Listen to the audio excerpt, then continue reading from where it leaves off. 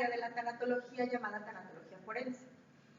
Estos temas son de mucha importancia porque nosotros como tanatólogos necesitamos, aparte de conocer los tipos de muerte, saber que podemos participar de manera directa desde el punto de vista legista o desde el punto de vista forense en muchas de las acciones que se deben tomar después de que alguien ha muerto. Y eso es muy importante también para identificar cuál es el tipo de muerte que tenemos en cada una de las personas que estamos nosotros visualizando en el momento que lo estamos haciendo. La muerte es un suceso inevitable. Este es un suceso que tiene varios aspectos que tenemos nosotros que individualizar. Uno es el aspecto social, en donde tomamos a la familia, a la sociedad, y la analizamos y la acompañamos en este proceso. Otro es el aspecto técnico, que es lo que hoy nos reúne en esta conferencia. Este aspecto técnico es de suma importancia porque corresponde al área de la tanatología desde el punto de vista de medicina legal, el estudio de la muerte de una persona. Iniciamos con la definición de lo que es la muerte. Técnicamente, biológicamente, la muerte es la abolición total y permanente de las manifestaciones de vida. Desde su forma fisiológica, dejamos de tener funciones vitales. Desde la forma neurológica, se suspenden los reflejos. Y desde la forma cerebral, donde el cerebro ya deja de tener la actividad eléctrica que necesitamos para regular el resto de las acciones vagales, que son, en teoría, de manera mecánica, las que se siguen reproduciendo o se pueden seguir reproduciendo por efecto del cerebro. Esto que hablamos corresponde a lo que nosotros denominamos trípode de la vida de dicha, que es función, neurología y cerebro. ¿Cómo nosotros hacemos el diagnóstico de muerte? Este se hace comprobando signos no positivos de muerte, porque esos son muy tardados, sino signos negativos de vida. Lo primero que hacemos siempre es verificar, desde el punto de vista clínico, los signos negativos de la vida. Buscamos el pulso, el cual ya no debemos encontrar si una persona ya ha muerto, el latido cardíaco, la ausencia de movimientos ventilatorios, la inconsciencia y falta de movimientos voluntarios o reflejos, la ausencia de respuesta a estímulos dolorosos, la presencia de midriasis y la presencia de cianosis. Estos son los signos positivos de muerte. Al tener estos signos positivos, nosotros ya identificamos a una persona como que ha muerto. Si nosotros consideramos los signos positivos de muerte, tendríamos que esperar todavía más en el proceso. Cuando hacemos un diagnóstico de muerte, bueno, este tiene que ser pronta, de manera pronta, y necesitamos tener siempre la certeza de que la muerte ha ocurrido. Por su forma genérica, nosotros podemos clasificar la aparición por la etiología. Esta puede calificarse en tres grandes grupos. La primera es la muerte natural. Esto es un deterioro natural, normal del organismo humano. Puede deberse a una enfermedad o puede deberse al envejecimiento mismo.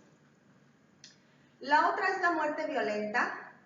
Esta es cuando de manera específica algún objeto, alguna persona o algún agente externo atenta contra la vida de otra. Puede ser homicidio, puede ser suicidio o puede ser de manera... También tenemos las muertes indeterminadas, súbitas o inesperadas. Esto aparece en una persona aparentemente sana y, bueno, también se les determina sospechosas de criminalidad hasta no demostrar que fue una muerte indeterminada. Tenemos el caso de los deportistas, por ejemplo, o de la muerte súbita del lactante. Cuando queremos ampliar la clasificación de la muerte, necesitamos analizar desde qué punto de vista la vamos a considerar. Una muerte clínica, específicamente lo que mencionábamos al principio, es cuando hacemos el diagnóstico de muerte por el cese de los signos vitales. Entonces, podemos nosotros irnos hacia dos vertientes: una posible resucitación o determinar una muerte definitiva. La muerte reciente es aquella que se determina cuando aún no se inicia el proceso de putrefacción. Cuando recientemente acaba de suceder el accidente y encontramos un cadáver, checamos los signos vitales y descubrimos que ya no están presentes, entonces podemos decir que es una muerte reciente. Una muerte lejana se aplica cuando el cuerpo ya ha iniciado el proceso de putrefacción y después de cierta cantidad de horas. Eso, por ejemplo, puede suceder cuando hay algún accidente en donde los cadáveres o el cadáver no se encuentran hasta horas o días después. La muerte rápida se refiere a un deceso que se presenta de forma instantánea en un tiempo muy reducido o muy breve, sin dar tiempo a una reacción. Esto puede ser incluso considerado también dentro de las muertes súbitas. Una muerte lenta o muerte agónica lo vemos generalmente en pacientes que han sufrido una enfermedad crónica, ya sea cancerígena o no cancerígena, en donde existe un proceso degenerativo y este da como resultado que la persona muera. La muerte súbita del lactante es aquella que aparece en los lactantes de 1 a 4 meses que en apariencia no tiene ningún motivo. Acuestan a dormir al bebé, pero cuando van a verificar, el niño ya no tiene signos vitales o el bebé ya no tiene signos vitales. Hay que identificar muy bien cuando es un infanticidio. Para eso, bueno, posteriormente veremos cuáles son los datos del proceso después de la muerte. La muerte por inhibición o muerte vagal es cuando el componente o los sistemas de regulación fisiológica ante una reacción puede ser emocional, puede ser un estrés, puede ser un susto, una alegría, no funcionan y no se regulan de manera natural o normal. Un estímulo externo que genera una reacción que desencadena que desde el punto de vista central ya no reacciona el corazón o haya un paro cardiorrespiratorio. Esa puede ser una muerte por inhibición. Un ejemplo, un asaltante llega con alguna persona, lo amenaza, la persona se asusta y cae por un infarto. Eso puede ser una muerte por inhibición. La muerte por inanición se da por ausencia de un alimento. Puede ser, por ejemplo, el ejemplo de las anoréxicas o de las mujeres o los hombres que tienen anorexia que dejan de consumir alimentos y posteriormente mueren. Y una muerte sospechosa de criminalidad puede ser de forma violenta o de manera inexplicable y generalmente viene siempre con posterioridad un estudio más profundo del cuerpo que se ha encontrado como muerte sospechosa. No se sabe el origen, no se sabe cuál fue la causa, sin embargo se sospecha que hay algún crimen detrás, entonces hay que estudiarla más a fondo. La muerte momentánea o transitoria es aquella que se presenta antes de los 3 a 4 minutos y puede ser revertida. Por ejemplo, en un proceso de un infarto, cuando no hay signos vitales, se hace la reanimación y vuelve el paciente que estuvo en paro cardiorrespiratorio por unos minutos a tener signos vitales. Una muerte real o somática se daría en el caso de que esta resucitación no sea efectiva y entonces cae el paciente ya en una muerte real. No hay signos vitales y se empiezan a presentar los síntomas positivos de muerte. La muerte simulada es una muerte que no es real, aún a pesar de existir la posibilidad de que los signos vitales estén tan bajos que no se perciban o que incluso se genere como si fuera una muerte real, la identificación de la falta de pulso, de la frecuencia cardíaca, de la respiración, puede incluso llegar hasta circunstancias de enterrar a las personas en una muerte simulada. Puede suceder, por ejemplo, en crisis histéricas, en pacientes esquizofrénicos, en personas que tienen catatonias, o puede ser personas que tienen algún trastorno psiquiátrico, que consumen alguna sustancia química, que estén intoxicadas o que se hayan intoxicado en alguna circunstancia, por ejemplo, laboral, y que genere que los signos vitales bajen a tal nivel que parezca que hay una muerte. Sin embargo, posterior a horas o días, se puede generar que regresen del coma y que tengan nuevamente signos vitales como de manera normal los tenemos todas las personas. La muerte cerebral se presenta en un coma profundo, con un estado vegetativo en el cual la única forma de seguir con signos vitales es de manera artificial. Es muy importante señalar aquí que desde el punto de vista legal se requieren diferentes términos específicos para definir que ya hay muerte cerebral. Para esto se requiere un electroencefalograma en donde se diga que la función cerebral ya no es suficiente para mantener con vida el cuerpo y ya no es suficiente para mantener los signos vitales estables cuando el paciente ya no tiene forma asistida artificial de vida. La muerte total es el cese irreversible de las funciones vitales y por tanto ya no hay manera de revertirlo.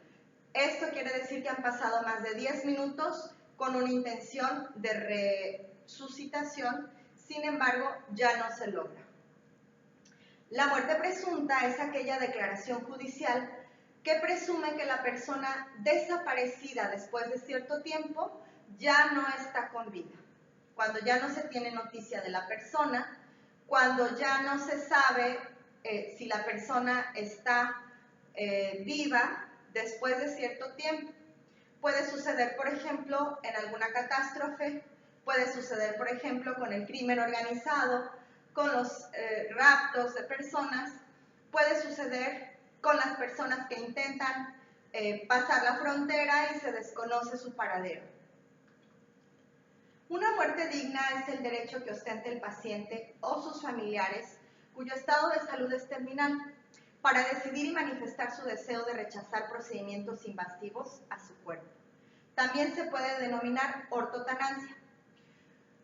Esto para nosotros también tiene mucha importancia en la parte clínica, porque es una de las actividades que tenemos que realizar día a día, generar y dar una muerte digna. De aquí se desarrolla otro término muy importante que es la muerte asistida. Una muerte asistida se entiende como el proceso por el cual una persona ayuda a otra a conseguir el objetivo de morir. Normalmente se genera siempre cuando hay una situación terminal o que está generando dolor y sufrimiento y la persona que proporciona o asesora sobre los métodos a seguir, como los medicamentos o las sustancias a producir la muerte, pueden ser desde el punto de vista médico-clínico o pueden ser también familiares. Tenemos ahí dos posibilidades en una muerte asistida: la eutanasia y el suicidio asistido. La eutanasia es un proceso en donde se adelanta la muerte a una persona que tiene una enfermedad incurable y puede ser una eutanasia activa que consiste en utilizar fármacos letales para generar la muerte. Y la eutanasia pasiva, que consiste en dejar de administrar o suspender tratamientos, nutrición y todo lo que pudiéramos estar generando para prolongar la vida de una persona. Esto corresponde a la eutanasia directa. También tenemos otro término que es eutanasia indirecta. En la eutanasia indirecta se intenta paliar el dolor y sufrimiento de la persona administrando medicamentos que pueden producir la muerte sin que sea el objetivo la muerte específicamente. Esto quiere decir que analizando el costo-beneficio o el beneficio contra el maleficio, podemos decir que sabemos que el medicamento puede generar un daño irreversible que conduzca a la muerte. Sin embargo, se decide administrarlo porque eso genera bienestar y el pronóstico no sería muy diferente respecto a la enfermedad. Respecto al suicidio asistido, en este se proporciona a la persona de forma intencionada, incluso puede asesorarse a la persona en dosis y qué medicamentos o qué sustancias utilizar para que él autogenere su muerte cuando ya se tiene un diagnóstico de una enfermedad terminal o ya está desahuciado y el pronóstico no sería diferente exceptuando por el momento en el que se va a generar la muerte. El paciente en este caso voluntariamente termina con su vida. ¿Cuáles son los términos de interés? Finalmente, bueno, tenemos infinidad de clasificaciones y tenemos muchas posibilidades de estudio en esta área. Tenemos términos que también son de nuestro interés desde el punto de vista tanatológico. Por ejemplo, la cacotanasia, que es un tipo de eutanasia que se impone sin el consentimiento de la persona que va a recibir el proceso de muerte. Tenemos la adistanasia o antidistanasia, que es cuando se decide cesar la prolongación artificial de la vida, dejando que termine con la existencia del enfermo. Se utiliza mucho, por ejemplo, cuando una persona está en una situación en donde los órganos pueden ser donados y él ha decidido ser donador, se descubre que ya hay una muerte cerebral y que ya no hay motivo para continuar con la prolongación artificial de la vida, se decide la adistanasia. La adistanasia consiste en el encarnizamiento terapéutico, en donde aún a pesar de no tener un beneficio real, aún a pesar de estar generando más dolor o más sufrimiento, realizamos actos terapéuticos futiles, que ya no tienen ningún sentido que se estén realizando, para posponer el proceso de muerte. La ortotanasia la mencionábamos como muerte digna y es dejar que el paciente muera en su tiempo, proporcionando el acompañamiento y las medidas necesarias para un buen morir. Y tenemos otro término que se llama sedación paliativa. Esta es la administración de medicamentos para reducir la conciencia de un paciente con una enfermedad avanzada que le está generando dolor y sufrimiento para mitigar de esta manera todos los síntomas que podamos tener que estén dañando y que estén produciendo en el paciente una mala muerte. Esta sedación se genera con el proceso normal que va a llevar el paciente de su muerte, sin embargo se hace con el acompañamiento para evitar el sufrimiento. Por ejemplo, en una persona que tiene dificultad respiratoria severa o en aquel ejemplo de un niño o un adulto que está bajo tratamiento quimioterapéutico, que sus defensas bajan a tal grado que empieza a desangrarse o perder su sangre. Esto nos apoya también para calmar y tranquilizar a la familia, viendo que se controla la ansiedad y que se genera un buen morir.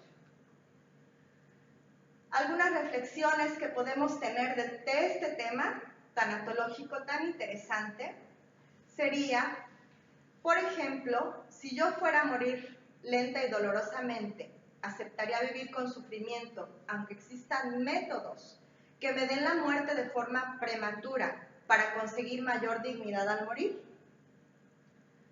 O si mi hijo, mi madre, mi padre fuera a morir lenta y dolorosamente, ¿es humanamente, médicamente, bioéticamente correcto hacer o realizar una muerte asistida? Proporcionar a una persona desahuciada una muerte digna es correcto, aun cuando eso signifique adelantar la muerte, lo cual podría atentar contra creencias religiosas o que esté penado legalmente?